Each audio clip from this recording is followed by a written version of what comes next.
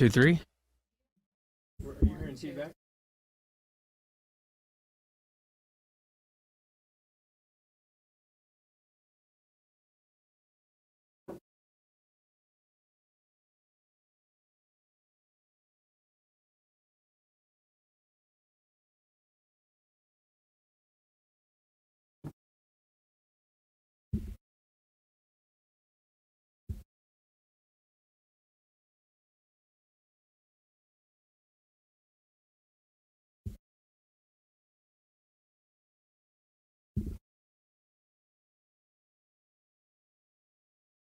You guys okay?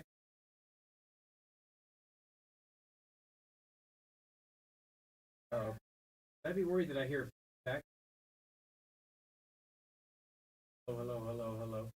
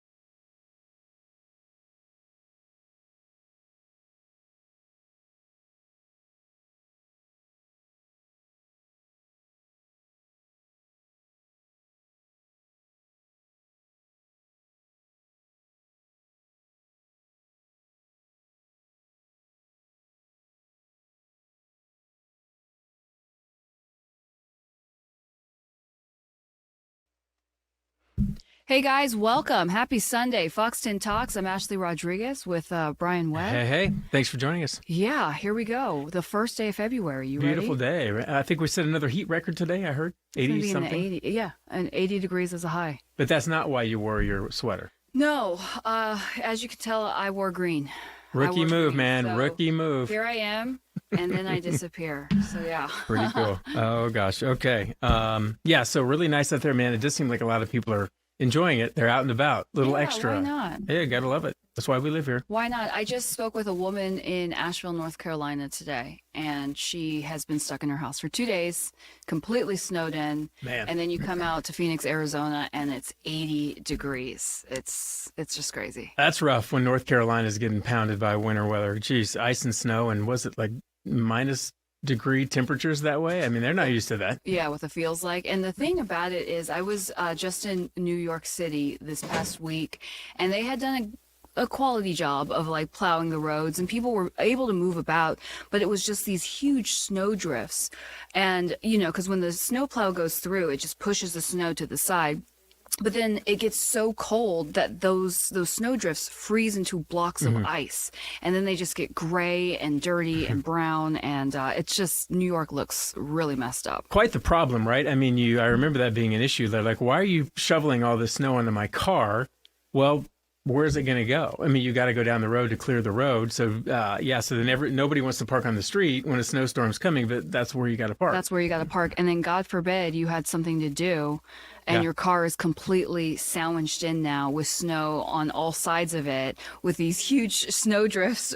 And there's actually people putting Post-its on cars, like, I'll help you dig out. Because at this point, nice. you're digging into rock, like ice. See, New Yorkers aren't mean all the time. Yeah, as long as you pay them. You talked about trying to climb over some sort of snow drift Yeah, yourself? because when you're trying to park, you park alongside the road, and then you go to get out, and you can't even open your door because there's a wall of snow there, and then you're trying to climb through it. Oh, it's awful. Just be thankful. If you're living in Phoenix, be thankful for this time of year. Feels good out there. I'm not going to complain. I worry about summer. I'm on the record as worrying about summer, but As you should if it's 80 degrees in February. Maybe. Let's hope there are two separate things there. A great winter and not so bad of a summer. Well, we do have some sad news out of Flagstaff. This is crazy. Looks like an 18-year-old fraternity pledge died over the weekend at a Rush event. Tau Delta Tau, I think it was called, and 3 fraternity brothers here are all arrested for criminal charges connected to hazing. It looks like the one on the left got hazed with some eyebrow stuff there. But I mean, all jokes aside, they're facing some serious charges. This kid is dead. This just, goes back to my youth where hazing was just accepted. And it seemed like along the way, people had had enough. Schools had had enough.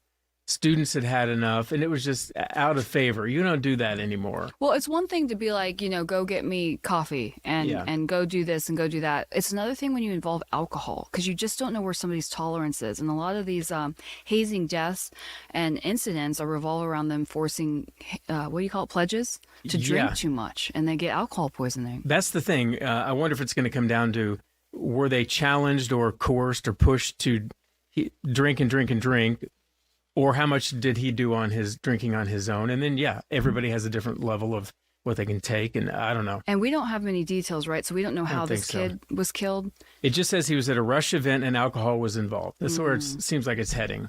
They haven't released his name. We do have the names of those 3, if I can find them here in a minute. But they are all, I think, 20-year-old fraternity members. And, NAU. And NAU sent out a statement, saying they, of course, their hearts go out to the family. But I just wonder, does this word not spread around campus somehow that hazing's going on? I would think it would.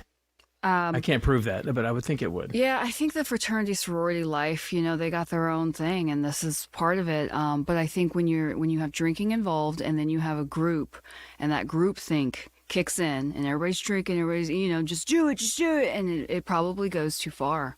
And obviously, hindsight's 20/20, but in the moment, you wish these kids would say, "Where is this going to lead?"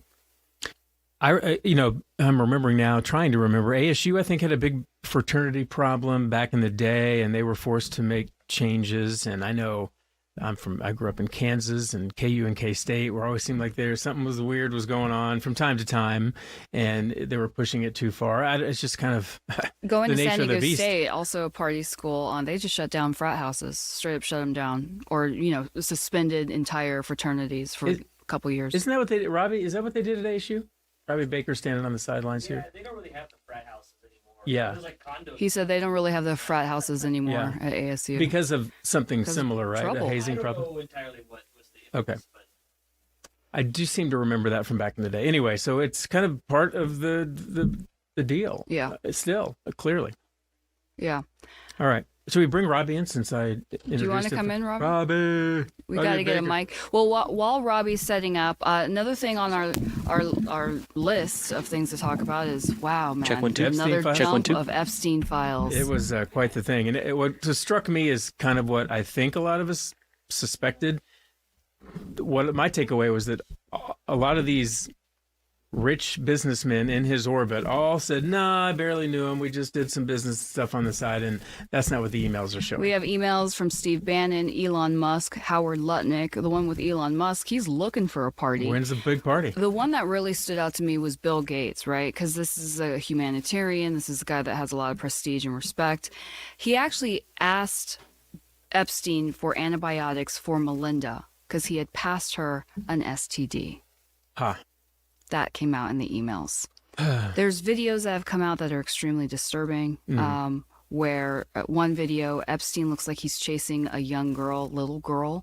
There's 2 of them in the kitchen, and they're crying, and they're scared, and they're running from him, and he's just chasing them around the counter.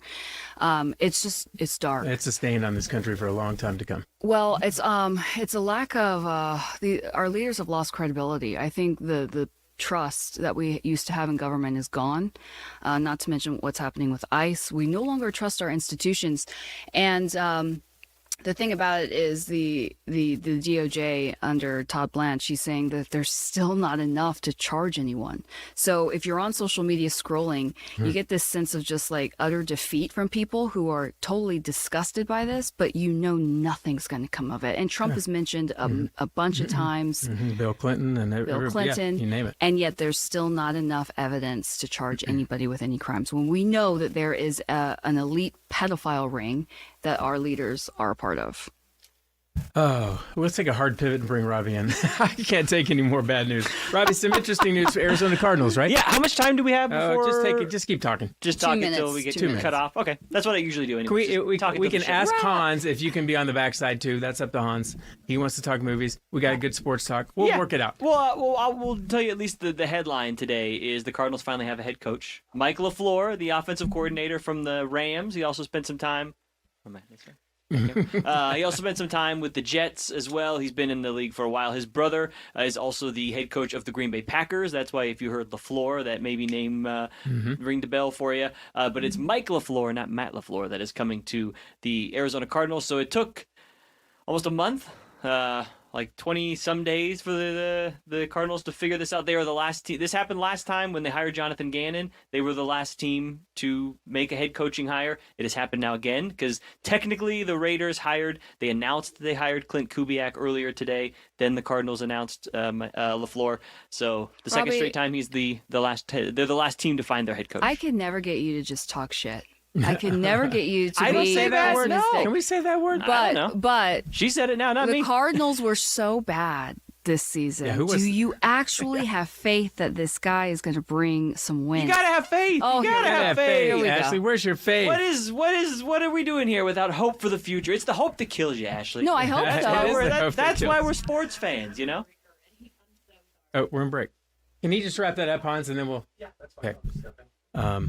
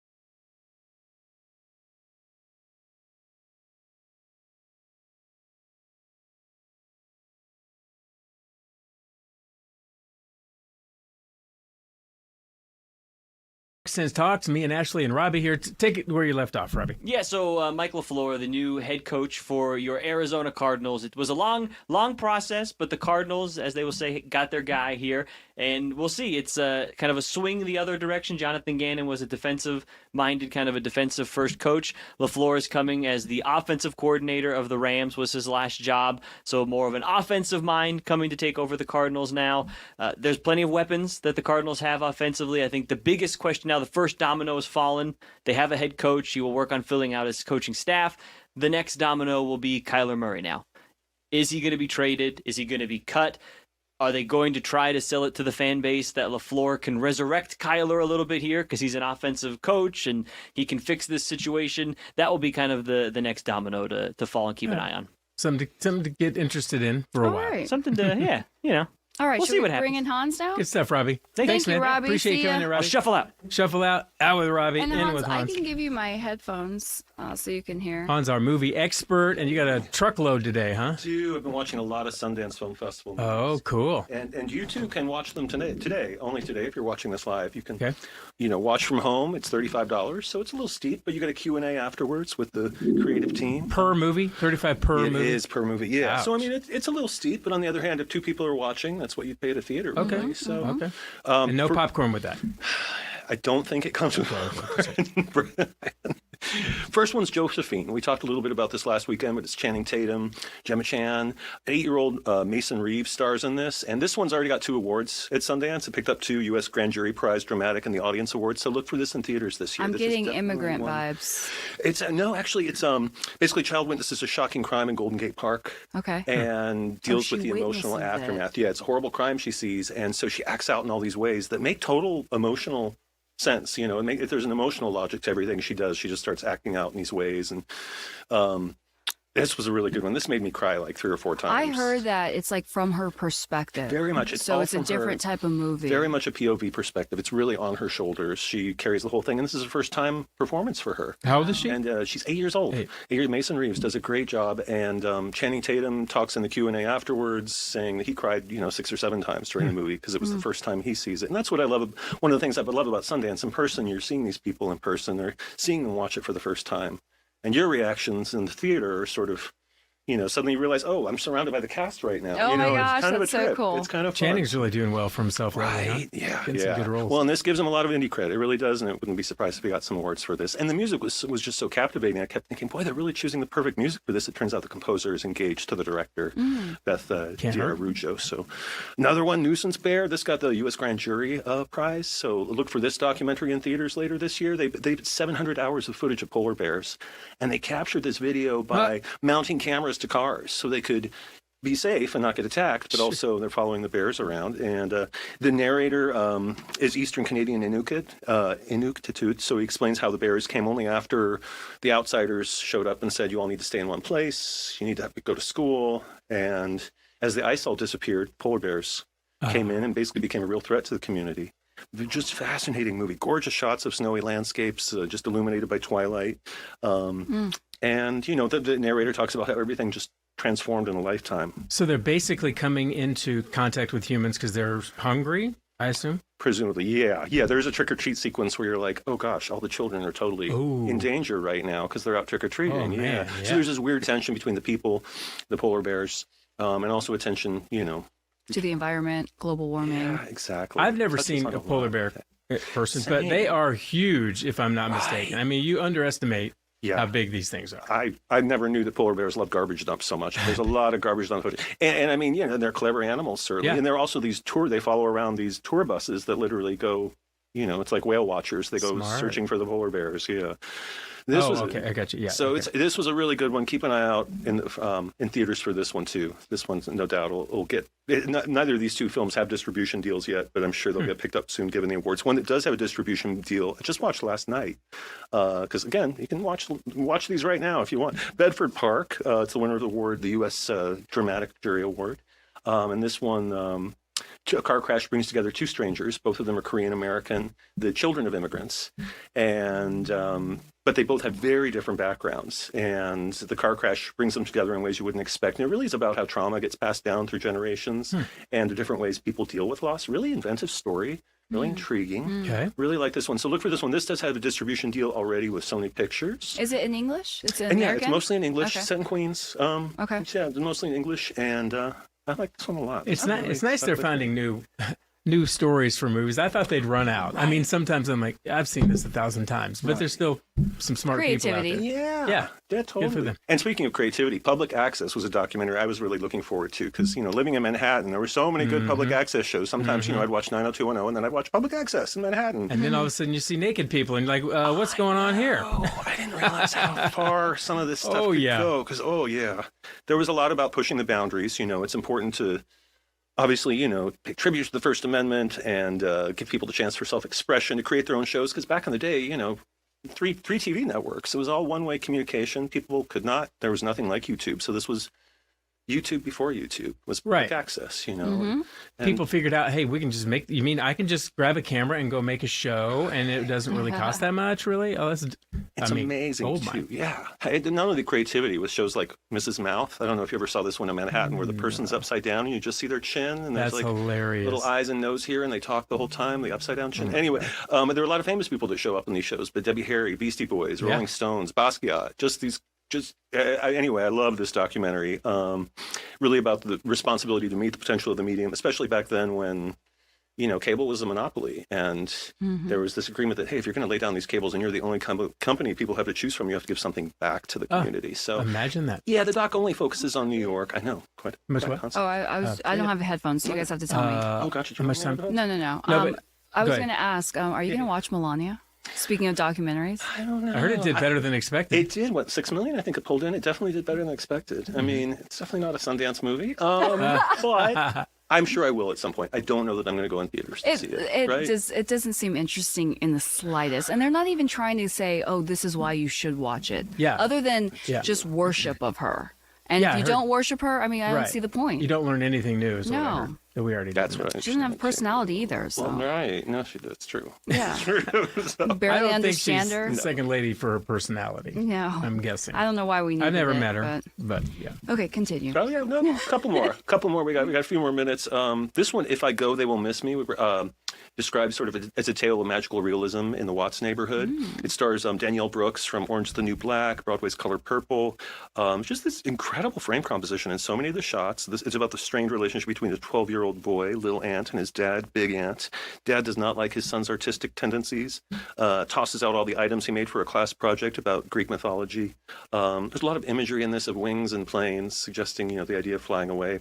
Almost like Beloved, like a Toni Morrison. Yes. Yeah. Or the show "I'll Fly Away" from the 90s. Yeah. It's a beautiful imagery in this. And the pacing it's lyrical. It's a little slower, but I thought it paid off at the end. Really. Can I ask you this though? Sure. If I get the hint that a kid is going to be mistreated or sad or whatever, I'm out. I don't want to go there. I know what you mean. I don't want. If Says it's the guy adults, in news. Yeah. Well, usually it's adults being mean to adults. Okay. Okay. I've come to terms with that. But if it's a kid, why am I signing up to watch a kid be It's abused? film, and film can be painful. And healing. I mean, But I hear you. John Wick kills like 50 dudes in the first scene. I'm fine. Give me more popcorn. But a kid, nah, I don't For want. me, it's animals. That too. Yes. Like a kid, an animal. If I hear the dog shriek, I'm out. Right. And I will say in Nuisance Bear, they follow around hunters too. And that's just like, no, I don't want to watch a polar bear get killed, You're which you don't allowed see. to, But for that's food, what's right? wild. Because it's their culture. Yeah. And there is a scene in the living room where I'm like, oh my gosh, they're cutting up, You don't see any bears get killed, but you do see a little paw that indicates, oh boy. Yeah. Some children is hard. Children is hard and animals are hard. Yeah. Fair enough. Yeah. Fair enough. This was my favorite. all right. Talk about one more called Joy Bubbles. It's about a man who's blind. In the late 60s, early 70s, he discovered that he had perfect pitch and could whistle certain tones into the phone that would give him, allow him to make long distance calls. Okay. Yeah, very, very interesting. So the earliest hackers, basically, are phone freaks. If he whistled right, he got to make a free long distance phone call. Yeah, he'd call a 1-800 number and then he'd start whistling.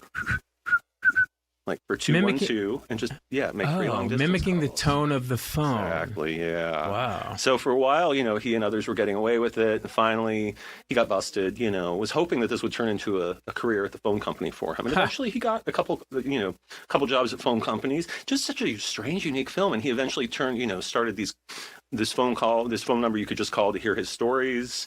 He'd give out his number and just talk to all these strangers. And it sort of transforms into a documentary from hacking into a documentary about this guy who decided that embracing childhood was the best way to heal trauma, and surrounds himself, watches every Mr. Rogers episode, and it was a real peculiar but really heartwarming film. This one, Joy Bubbles. Okay, but your favorite, Josephine? I think Josephine was definitely a favorite. I think it was the fan favorite for the whole festival. Joy Bubbles was my own little perfect film in my book. Aww. Really? Yeah. The last one about the guy. One, Do you think that will be in theaters? I hope so. Because with these, just explain to me, like, say it doesn't get a distribution deal, how can I see it ever? That's the thing. Does it just fade off into the mist? It does. Some of these movies I've seen at Sundance, I just never, ever saw them again. Why don't they just put them on YouTube? In a way. Exactly. I know. That's what I'd like to know, actually. Yeah. So, the Joy Bubbles thing, I mean, I thought, well, that's interesting, but how do you turn that into an hour and a half? Right. Filled with archival footage. I know. And it's an audio documentary. Luckily, he did a lot of audio interviews. So there's a ton of audio footage. And he did have some cult status as an early hacker. So there's a lot of news clips, a lot of news articles, some newspaper articles. So that's kind of how they fleshed it out. I'll talk about one more. If we only 1 minute. This one did get distribution, called They Dream. William Caballero shares the story of his Puerto Rican family. He'd lost his grandparents and dad recently. So he retells their stories using 2D and 3D animation and miniatures. and a lot of archival footage. So it's sort of meta memoir because you get to see them. Like that's his mom and that's him. He's pretending to be his dad, and they're recreating a moment from earlier in their lives. And it's just such an interesting way to watch him building all these miniature models of his life. And it's so inventive. This one did win the next special jury award for creative expression, and it's so inventive to see this mix of 3D and 2D and animation. This was a good one too. That's called Daydream. Also, you can rent it tonight. Only by 11:55 can you rent these movies, though. Oh, shoot. Yeah, once you rent it, you can watch it till 3 in the morning. And let me ask, how would I go pay that $35 to see these Sundance? What do you do? You go to SundanceFilmFestival.org. And you watch on your computer? You can watch it at home even. You can download an app on Apple TV. Okay. So I watch them on my TV, and yeah. But, so it's, yeah. Good stuff, Hans. These are good movies. Thank you, Thanks, Hans, both. and thank you, guys. Thanks and we're for going to be watching. on Fox 10 at 5, 9, and 10 if you want more news. See you next weekend.